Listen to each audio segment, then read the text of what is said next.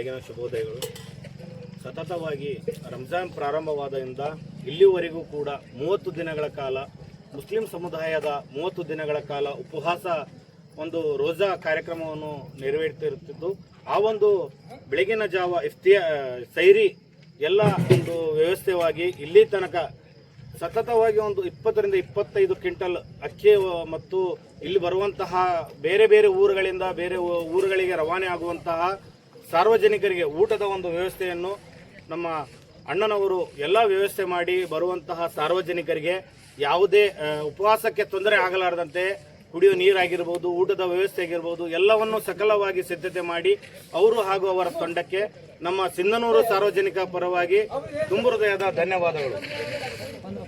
ಜಮಾಯತ್ ಉಲಮಾ ಹಿಂದ್ ಈ ಒಂದು ಸಂಘಟನೆ ಅಡಿಯಲ್ಲಿ ಅಣ್ಣನವರು ಹಾಗೂ ಅವರ ಸಹಪಾಠಿಗಳು ಎಲ್ಲರೂ ಸೇರಿ ಊಟದ ವ್ಯವಸ್ಥೆ ಪ್ರತಿದಿನ ಬೆಳಗ್ಗೆ 3 ರಿಂದ 5 ಗಂಟೆ ಒಳಗಡೆ ರಂಜಾನ್ ಉಪವಾಸ ಪ್ರಾರಂಭವಾಗುತ್ತದೆ. ಈ ಒಂದು ಉಪವಾಸಕ್ಕೆ ಬೇರೆ ಬೇರೆ ರಾಜ್ಯಗಳಿಂದ ಒಂದು ಸಿಂಧನೂರು ಹೃದಯ ಭಾಗದಲ್ಲಿರುವಂಥದ್ದು ಸಾರ್ವಜನಿಕರಿಗೆ ಬಹಳಷ್ಟು ತೊಂದರೆ ಆಗ್ತಾ ಇತ್ತು.